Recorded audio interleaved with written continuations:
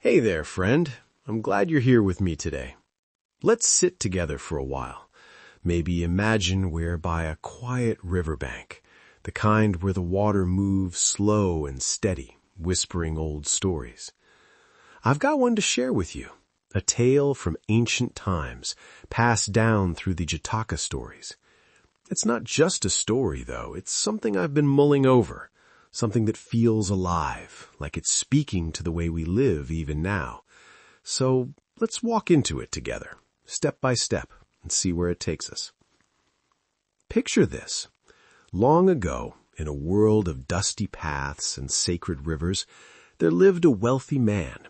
He had 2 sons, both growing up under his care. The elder one sharp and bright, the younger a bit softer, more tender. Life rolled on as it does, until one day their parents passed away. That kind of loss, it changes you, doesn't it? It did for these brothers.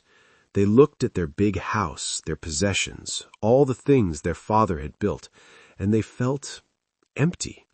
So they made a choice. They left it all behind, home, wealth, everything, and decided to walk a different path. They trained under a wise sage, learned the ways of simplicity, and settled by the holy Ganges. Each built a small hut of leaves and branches, one upstream, the other downstream, a good distance apart. They wanted space to seek their own peace.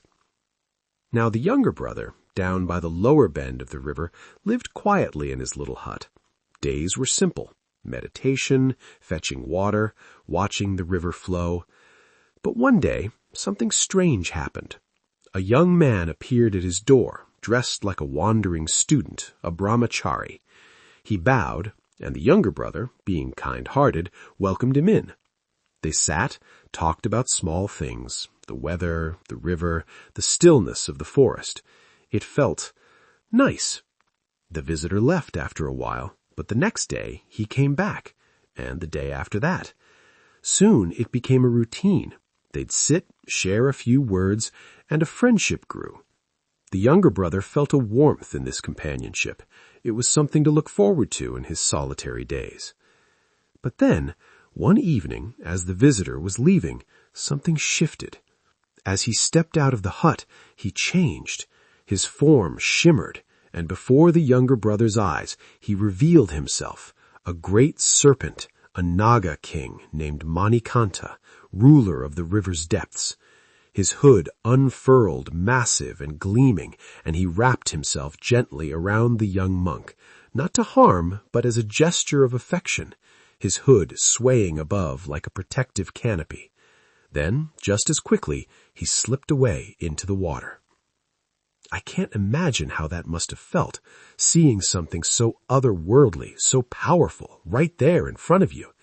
At first, maybe it was awe, but awe turned to unease, and unease turned to fear. Every time Manikanta came after that, the younger brother's heart raced.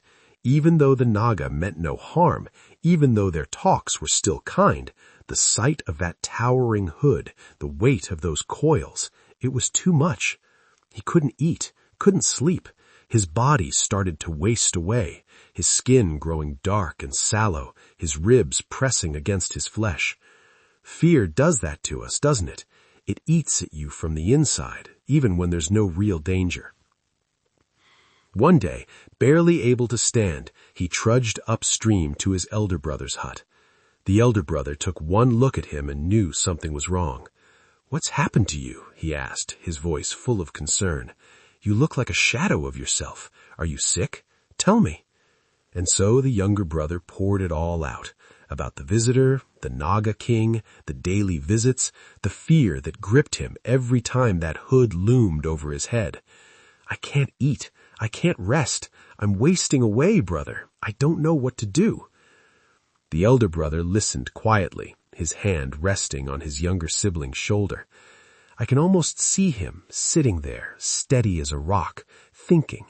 Then he asked, "Do you want him to keep coming?" "No," the younger brother replied, almost whispering. "Not anymore." The elder brother nodded. "Tell me, when he comes, does he wear anything precious, any jewels?" The young one thought for a moment. Yes, a gem, a radiant Mani Ratna embedded in his hood. It shines like nothing I've ever seen. A small smile crossed the elder brother's face. Not a smug one, just a knowing one. Listen to me.